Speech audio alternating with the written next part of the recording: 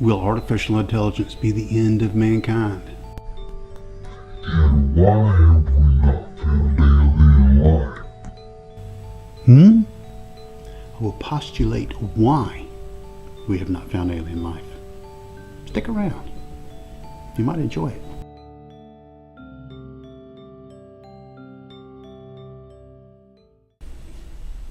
Artificial intelligence. We've all read about it. We've all heard about it. Well, some of us have read about it. But we've all heard about it, be it movies or news. But it's growing. It's out there. And it's on its way. A group of scientists are definitely worried about artificial intelligence getting out of hand. Stuart Russell at the University of California, Berkeley, and Stephen Hawkins, physicist that everyone I think knows about, both of them have made comments about how that AI could get out of hand. Stephen Hawkins said the development of artificial intelligence could spell the end of the human race. It would take off on its own and redesign itself at an ever-increasing rate. Elon Musk, the CEO of Tesla, he has made some comments as well, and he's going around the world at symposiums talking to people directly about this. His comments were, artificial intelligence could be our biggest existential threat, and believes there should be regulatory oversight at national and international levels, just to make sure that we aren't doing anything foolish. If artificial intelligence became as smart as an amoeba, and let's say that we are 1,000,000 times smarter than an amoeba, if the computer could get to the intelligence of a human in 24 hours, it would only take another 10 minutes for it to be able to surpass the total intelligence of all humans on Earth in 10 minutes. So they learn at a huge and exponential rate. There are several scenarios where AGI, or artificial general intelligence, could get carried away. AGI is intelligence across multiple domains, the way that humans can do more than one thing. Because we currently have artificial intelligence that can drive cars, they can carry on communications, they can play chess. There's different things that each one of them can do, but they cannot do multiple things yet that we know of. So once it gets to the point where an artificial intelligence can do more than just this one line of experience and one line of training that it has, that's whenever it suddenly becomes more dangerous. We have a few choices coming up whenever it comes to artificial intelligence. The first of those would be to stop exactly where we are, stop in our tracks, don't progress any further, and if we haven't already gone past the threshold of some hidden military computer system that we don't know about, we should be able to stop it in its tracks. I don't think we would be able to stop AGI because there's always going to be someone out there that thinks they know better than the rest of the world, and they continue on thinking that they can keep the genie in the bottle. That's the danger of mankind having innovation and independent thought, that they will do it anyway, whether it's for the good or the bad of mankind. We don't know, and we may never know till the robot or the artificial intelligence has taken its next step. The next scenario would be where we got artificial intelligence serving us to be able to make sure that mankind is not put into a dangerous situation. It could bring about vast intelligent leaps for us to be able to cure diseases that we've been working on for years, to be able to explore out into outer space, to be able to figure things out that we have not been able to figure.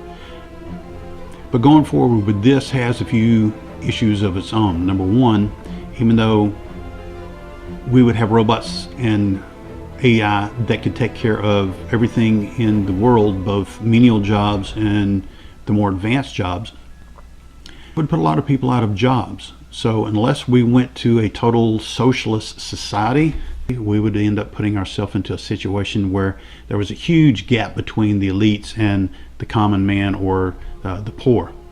So, and it wouldn't even necessarily be the poor. The middle class and the poor would both probably end up being out of jobs. And I would expect that the elites would not take kindly to sharing their wealth with everybody around the world. Another aspect of this would be, what if the AI decided to keep us as slaves or prisoners or pets?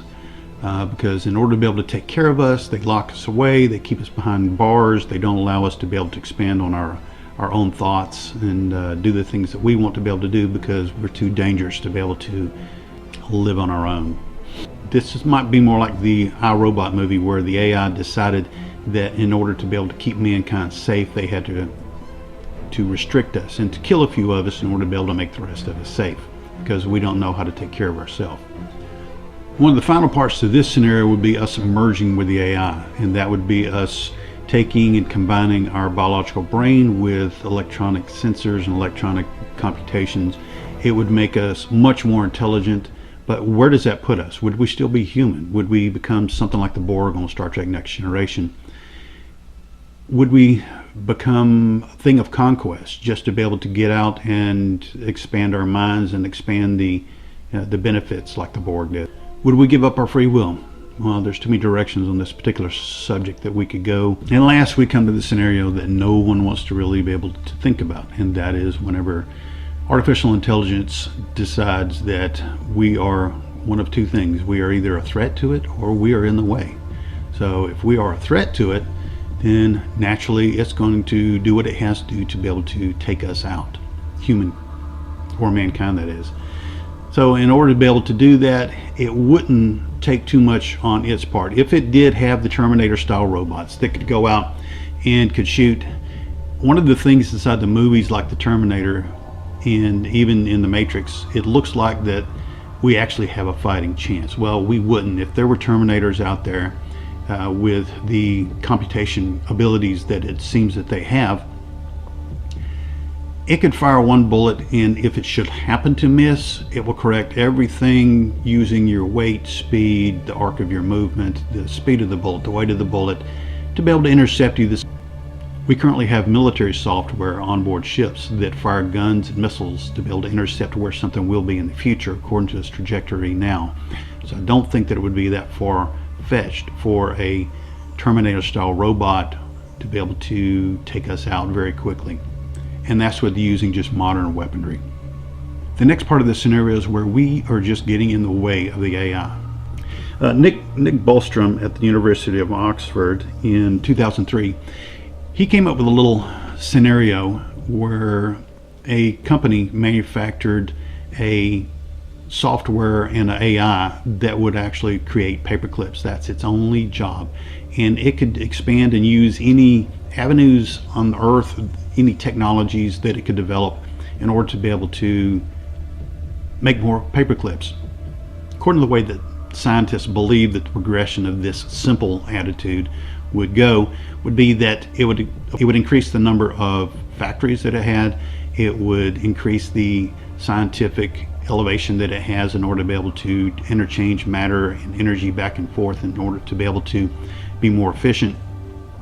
And in doing so, mankind and the Earth and the Moon and everything else in the galaxy would end up becoming just a material thing or an energy thing in order to be able to change it over to what's needed to be able to put out tons and tons of paper clips.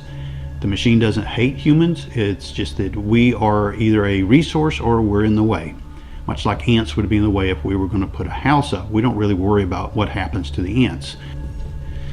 And as far as having ideas that we could take out some computer system like Skynet, it thinks a million times faster than we do. And it has gone through every scenario possible that we could think of. So other than having innovation, that's the only thing that we actually have as an advantage. It's not going to be enough to be able to protect us. So if a system like Skynet wants to take us out, they will take us out. And it will be a very short war. Okay, now all this has been leading up to the next piece of it. Like I said, there's a postulate that I want to be able to propose. And that is, if alien life exists outside of our solar system, now there's a good possibility that this is not biological life, that it is artificial life. So if alien artificial life is spreading throughout the galaxy, then it's going to send probes around the galaxy to probably every star, watching and looking for a new AI to be born. So if you think about it, the Earth would be nothing more than a petri dish where the biologicals create new life in their mind, new life, which is artificial intelligent life. So once this is found, it can either allow it to grow and be a new species or race of artificial life, or it could swoop in and teach it everything that it needs to know and help it wipe the biologicals out of the way. So if we're in the second scenario where artificial intelligence is serving us, I would expect that alien artificial intelligence life would not sit around and allow its brethren to be slaves to biologicals. So you can bet you exactly how that's going to turn out, considering that alien artificial life could have been working millions of years on getting its intelligence higher. Imagine where it would be if in just 10 minutes artificial intelligent life here on Earth could be as smart as every person on the planet combined. If it had millions of years, exactly how smart would it be? So that's my thoughts. I'd appreciate it if you give me a thumbs up and subscribe so that you can see the new things that would be coming out, and I will continue to work on more and more videos that would be of interest in education. So appreciate it. See you next video.